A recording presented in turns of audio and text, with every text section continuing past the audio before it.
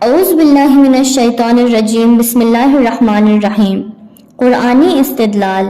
اگرچہ قیامت پر ہمارے ایمان اور اعتقاد کا سرچشمہ قرآن کریم اور گفتار انبیاء پر ہمارا ایمان ہے اور ضروری نہیں کہ قیامت کو ثابت کرنے کے لیے استدلال قیام کیا جائے یا علمی شواہد و قرائن بیان کریں، لیکن چونکہ قرآن کریم نے خود ہی مطلب کو اذہان کے قریب کرنے کے لیے استدلال کا ایک سلسلہ بیان کیا ہے اور چاہتا ہے کہ ہمارے اذہان از روئے استدلال اور براہ راست بھی قیامت کا اعتقاد پیدا کریں، ہم بھی مختصراً ان دلائل کو ذکر کر رہے ہیں۔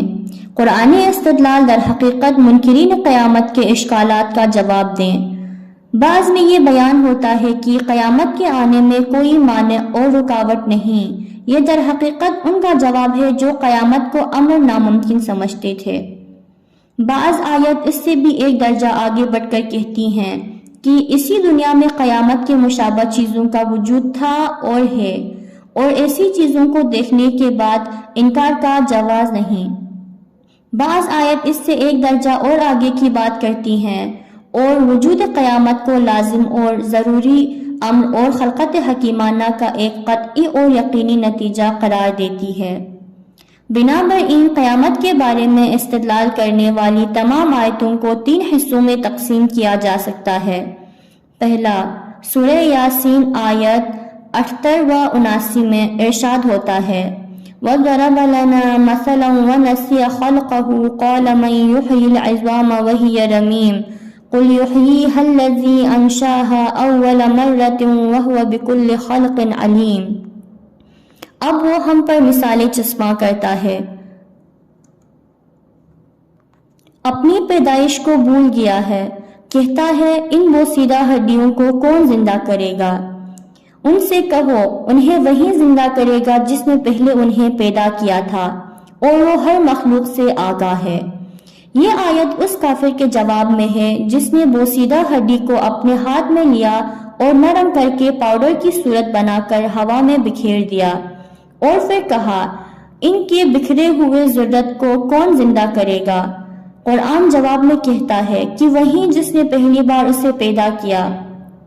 انسان کبھی اپنی قدرت و توانائی کو معیار بنا کر امور کو ممکن اور ناممکن میں تقسیم کرتا ہے۔ جب کسی کام کو اپنی طاقت و تصور سے معاورہ پاتا ہے تو سمجھتا ہے کہ اس کام کا ہو جانا ذاتاً ناممکن ہے۔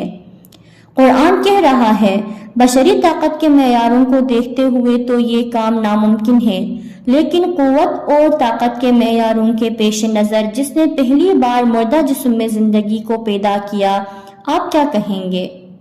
اس طاقت کے معیار کے لحاظ سے یہ امر ممکن اور قابل انجام ہے۔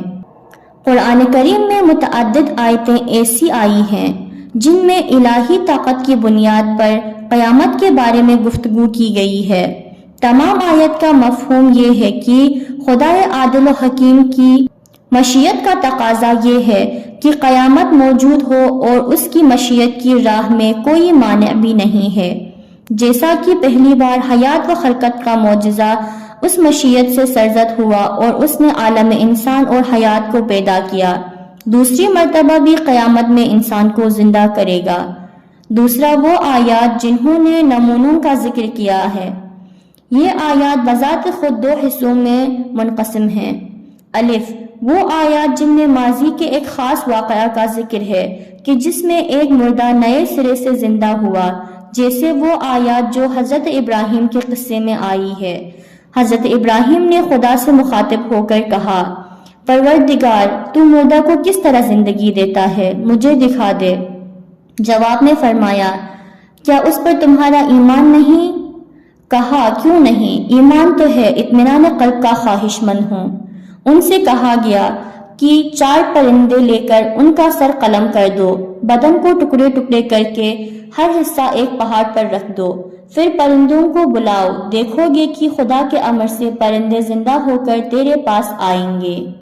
بے، ایسی آیات جن میں کسی استثنائی اور غیر معمولی واقعات جیسے واقعہ ابراہیم کو بنیاد نہیں بنایا گیا، بلکہ نظام شہود اور موجود پر استناد کیا گیا ہے، جس میں ہمیشہ زمین اور جڑی بوٹیاں موسم خزاں اور سرما میں مردہ ہو جاتی ہے، پھر موسم بہار میں نئی زندگی ملتی ہے۔ قرآن کہتا ہے کہ طول عمر میں بارہا آپ مشاہدہ کر چکے ہیں کہ زمین تر و تازگی و شادابی کے بعد موت کی طرف بڑھتی ہے اور اس پر افسردگی چھا جاتی ہے۔ پھر موسم کی تبدیلی سے ماحول بدل جاتا ہے اور زمین، درخت اور پودے اپنی حیات نو کا جامہ پہن لیتے ہیں۔ عالم کے کلی نظام میں بھی یہ عالم خاموشی اور افسردگی کی طرف چلا جائے گا۔ سورج، چاند، ستارے سب ریزہ ریزہ ہو کر بکھر جائیں گے۔ تمام عالم موت کی آغوش میں ہوگا، لیکن یہ موت دائمی نہیں ہوگی۔ دوسری طرف عالم کے تمام موجودات نئی وضع اور جدید کیفیت کے ساتھ زندگی کا آغاز کریں گے۔ اس کی وضاحت یہ ہے کہ ہم انسان اس وقت ایسی زمین پر زندگی گزار رہے ہیں جو 365 دنوں میں موت و حیات کا ایک دور طے کرتی ہے، چونکہ معمولاً ہماری عمر 50، 60 اور زیادہ سے زیادہ 100 سال یا کچھ زیادہ ہوتی ہے۔ ہم درجنوں بار نظام موت و حیات کا مشاہدہ کرتے ہیں، لہٰذا یہ دیکھ کر کہ زمین مردہ ہونے کے بعد پھر زندہ ہوتی ہے اور نئی زندگی کا آغاز کرتی ہے، ہمیں تعجب اور حیرانگی نہیں ہوتی۔ اگر فرض کریں کہ انسان کی عمر چند ماہ ہوتی جیسے بعض حشرات الارض کی عمر ہے، بالفرض ہم ان پڑھ بھی ہوتے ہیں اور پڑھنا لکھنا نہ جانتے، تاریخ زمین اور گردش سالانہ کے بارے میں آگاہ نہ ہوتے، ہم نے زمین کی موت اور تجدید حیات کا مشاہدہ نہ کیا ہوتا، تو ہم کبھی یقین نہ کرتے کہ زمین مرنے کے بعد دوبارہ زندہ ہو سکتی ہے۔ مسلم امر ہے کہ ایک مچھر جو موسم بہار میں پیدا ہوتا ہے اور خزاں اور سردیوں میں مر جاتا ہے، اس کے لیے جدید زندگی کا تصور مفہوم نہیں رکھتا۔ کیا درخت میں رہنے والا کیڑا اور ایک باغ میں رہنے والا مچھر جس کی تمام دنیا وہی درخت اور باغ ہیں تصور کر سکتا ہے؟ یہ درخت اور یہ باغ ایک عظیم تر نظام کے جز اور تابع ہیں جس کا نام مزرع اور کھیت ہے، اور اس کا مقدر کھیت کے مقدر سے وابستہ ہے، اور یہ کھیت بھی ایک اور نظام کے تابع ہے جس کا نام شہر ہے۔ یہ شہر بھی ایک بڑے نظام یعنی صوبے کی تابع ہے۔ صوبے کا نظام بھی تابع مملکت ہے، اور نظام مملکت زمین کے کلی نظام کے تابع ہے، اور نظام زمین سورج کے نظام کے تابع ہیں۔ ہمیں کیا معلوم، شاید یہ نظام شمسی تمام ستارے اور کہکشاں اور ہر وہ چیز جسے ہم نظام طبیعت سمجھتے ہیں ایک کلی تر اور عظیم تر نظام کے تابع ہو، اور فطرت اور طبیعت کے گزشتہ کرداروں اور اربوں سال کی عمر جس کا ہمیں علم ہے صرف ایک موسم یا موسم کے ایک دن کے برابر ہو جو ایک بڑے نظام کا حصہ ہو، اور یہ موسم جو کہ حیات و زندگی کا موسم ہے ایک نئے موسم میں تبدیل ہو جائے جو خاموشی و افسردگی کا موسم ہو۔ پھر یہ نظام کلی جس کا ایک جز و نظام شمسی ستارے اور کہکشاں ہیں زندگی کو ایک نئی صورت میں پھر شروع کرے۔ انبیاء و رسول نے خدا کی جانب سے ہمیں جہاں کی بربادی و خرابی کے بعد زمین میں ایک جدید نظام کے تحت مردوں کے زندہ ہونے کی خبر دی ہے۔ چونکہ متعدد دلائل سے ہمیں ان کی سچائی کا علم ہو چکا ہے، اس لیے تمام عالم کی تباہی کے بعد ایک کلی تجدید اور حیات اور نئی زندگی کا بھی اعتراف کرتے ہیں۔ قرآن کریم زمین پر موت و حیات کے نظام کی مثال اس لیے پیش کرتا ہے کہ ہم اسے ایک کلی حیات کا ادنیٰ نمونہ سمجھیں اور قیامت کے امور کو غیر ممکن نہ سمجھیں، اور اسے ان نظاموں اور آفرینش کی روایت سے خارج قرار نہ دیں۔ قرآن کریم کا فرمان ہے، قیامت نئی زندگی کا نام ہے۔ تجدید حیات وہ چیز ہے جس کا ایک چھوٹا سا نمونہ زمین میں ہم دیکھ رہے ہیں۔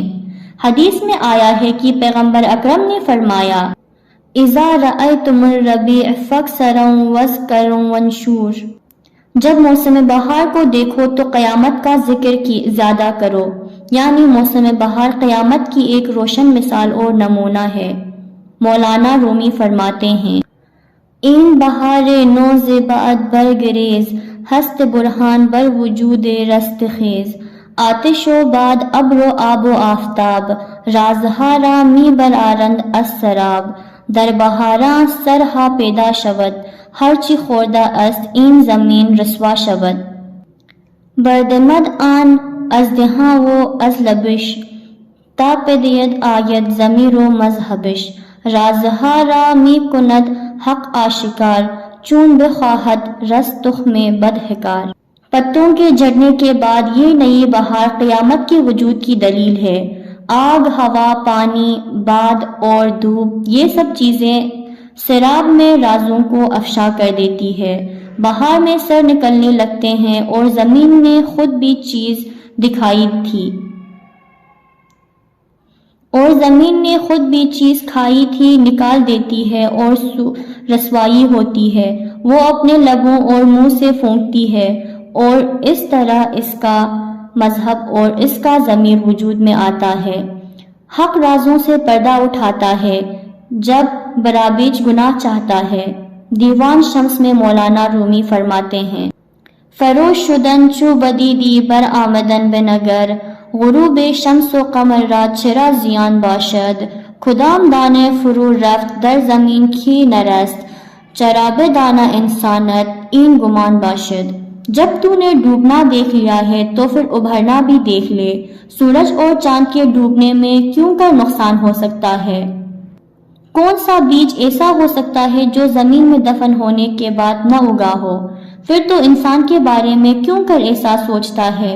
وہ آیتیں جو موت و حیات کے موجودہ مشہود نظام پر استناد کرتی ہیں بہت ہیں، ان میں سے ایک یہ ہے، وَاللَّهُ الَّذِي أَرْسَلَ الرِّيَاحَ فَتُثِيرُ سَحَابًا فَسُقْنَاهُ إِلَى بَلَدٍ مَيِّتٍ فَأَحْيَيْنَا بِهِ الْأَرْضَ بَعْدَ مَوْتِهَا كَذَلِكَ النُّشُورُ۔ سورہ فاطر آیت 9۔ خدا وہ ہے جس نے ہواؤں کو بھیجا، بادل کو پراکندہ اور دگرگوں کیا، پس ہم اس بادل کو مردہ زمین کی طرف لے گئے اور مردہ زمین کو زندہ کیا۔ قیامت میں زندہ ہونا بھی اسی طرح سے ہے۔ وَتَرَى الْأَرْضَ هَامِدَةً فَإِذَا أَنزَلْنَا عَلَيْهَا الْمَاءَ اهْتَزَّتْ وَرَبَتْ وَأَنبَتَتْ مِنْ كُلِّ زَوْجٍ بَهِيجٍ ذَلِكَ بِأَنَّ اللَّهَ هُوَ الْحَقُّ وَأَنَّهُ يُحْيِي الْمَوْتَى وَأَنَّهُ عَلَى كُلِّ شَيْءٍ قَدِيرٌ وَأَنَّ السَّاعَةَ آتِيَةٌ لَا رَيْبَ فِيهَا وَأَنَّ اللَّهَ يَبْعَثُ مَنْ فِي الْقُبُورِ۔ سورہ حج آیات 5 تا 7۔ زمین کو دیکھ رہے ہو کہ افسردہ اور مردہ اور ساکن ہے، لیکن جیسے ہی ہم نے بارش برسائی پس حرکت میں آتی ہے اور ہر قسم کے نباتات پیدا کرتی ہے۔ یہ اس لیے کہ ذات خدا برحق ہے، وہی مردوں کو زندہ کرتا ہے اور وہی ہر شے پر قادر ہے۔ قیامت بدون شک آنے والی ہے اور قبریں رہنے والوں کو خدا اٹھائے گا۔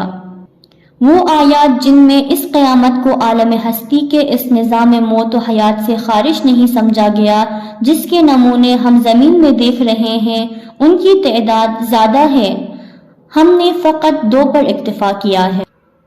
اس قسم کی آیات کا پہلی قسم کی آیات سے فرق یہ ہے کہ ان میں صرف اللہ کے قادر ہونے پر ہی تکیہ نہیں کیا گیا، بلکہ اس محسوسات کی دنیا میں اس سے مشابہ نمونوں کا بھی ذکر کیا گیا ہے، یعنی محسوسات کی دنیا میں اللہ کی قدرت کا جلوہ ایسی صورت میں بھی ظہور پذیر ہوا ہے۔ تیسری قسم ان آیتوں کی ہے جو قیامت کو ضروری اور قطعی امر قرار دیتی ہیں اور قیامت کے نہ ہونے کا لازمہ اللہ کی ذات کے بارے میں ایک ناروا اور محال امر سمجھتی ہیں۔ اس مطلب کو 2 طریقوں سے بیان کیا گیا ہے۔ ایک طریقہ عدل الہی کا ہے، یعنی خداوند عالم اپنی ہر مخلوق کو وہی کچھ عنایت کرتا ہے جس کی وہ مستحق ہے۔ دوسرا طریقہ حکمت الہی کا ہے، یعنی خداوند عالم نے مخلوق کو ایک ہدف و مقصد کے لیے پیدا کیا ہے۔ حکمت الہی کا تقاضا ہے کہ موجودات عالم کو ان کے لائق کمال اور ممکنہ مقصد کی طرف لے جائے۔ قرآن کریم کہتا ہے، اگر قیامت ابدی زندگی، دائمی سعادت اور اخروی جزا و سزا نہ ہو تو یہ عدل الہی کے خلاف ہے اور ایک طرح کا ظلم ہے جو خدا کی نسبت سے محال ہے۔ اسی طرح کہتا ہے کہ اگر جاوداں زندگی اور بدی انجام موجود نہ ہو تو خلقت عبث اور کھوکھلی ہوگی، جبکہ عبث اور بیہودہ کام خدا کے لیے محال ہے۔ وہ آیات جو عدل الہی اور حکمت خداوندی پر استناد کرتے ہوئے خدا کی جانب بازگشت اور جاوداں زندگی کو حتمی قرار دیتی ہیں، تعداد کے لحاظ سے بہت زیادہ ہیں۔ اب ہم قرآن کریم کی 2 صورتوں میں سے 2 آیات کا ذکر کریں گے جن میں عدل الہی اور حکمت خداوندی دونوں پر استناد کیا گیا ہے۔ سورہ مبارکہ صاد میں بیان کرنے کے بعد کہ جو لوگ راہ خدا سے منحرف ہو چکے ہیں اور سزا کو بھول چکے ہیں ان کے لیے سخت عذاب ہوگا۔ آیت 27 اور 28 میں روز قیامت کے بارے میں یوں ارشاد ہوتا ہے، وَمَا خَلَقْنَا السَّمَاءَ وَالْأَرْضَ وَمَا بَيْنَهُمَا بَاطِلًا ذَلِكَ ظَنُّ الَّذِينَ كَفَرُوا فَوَيْلٌ لِّلَّذِينَ كَفَرُوا مِنَ النَّارِ أَمْ نَجْعَلُ الَّذِينَ آمَنُوا وَعَمِلُوا الصَّالِحَاتِ كَالْمُفْسِدِينَ فِي الْأَرْضِ أَمْ نَجْعَلُ الْمُتَّقِينَ كَالْفُجَّارِ۔ ہم نے آسمان و زمین اور جو کچھ ان کے درمیان ہے ان کو بے فائدہ پیدا نہیں کیا۔ یہ خیال کہ خلقت بلا فائدہ ہے ان لوگوں کا ہے جن کو حقیقت سے عناد ہے، پس وائے ہو ان لوگوں پر آتش جہنم سے۔ کیا ہم نے ان لوگوں کو جو خدا کے معاد و انبیاء پر ایمان لائے اور اچھے کام انجام دیتے ہیں مفسدوں کی طرح قرار دیں گے یا پرہیزگاروں کو بدکاری کی طرح سمجھیں گے؟ جیسا کہ ہم دیکھ رہے ہیں کہ پہلی آیت میں خدا کا حکیم اور خلقت کا حکیمانہ ہونا مذکور ہے اور دوسری آیت میں عدل الہی اور خلقت کے عادلانہ ہونے کا بیان ہے۔ سورہ مبارکہ جاثیہ آیت 21-22 میں اس طرح سے آیا ہے، ام حسب الذین اجترحوا السیئات ان نجعلہم کالذین آمنوا وعملوا الصالحات سواء محیاہم ومماتہم ساء ما یحکمون وخلق اللہ السماوات والارض بالحق ولتجزى كل نفس بما کسبت وہم لا یظلمون۔ کیا بدکاروں کا یہ گمان ہے کہ ہم انہیں ایماندار اور اچھے کام کرنے والوں کی طرح قرار دیں گے جبکہ ان کی زندگی و موت یکساں ہے؟ ان کا یہ حکم برا حکم ہے۔ خدا نے آسمانوں و زمین کو حق پیدا کیا ہے، نہ باطل اور بلا فائدہ، اس لیے کہ ہر شخص اپنے کیے کی جزا و سزا تک پہنچ جائے، ان پر ظلم کبھی بھی نہیں ہوگا۔ ان 2 آیات میں سے پہلی میں عدل الہی اور دوسری میں حکمت خداوندی کی طرف اشارہ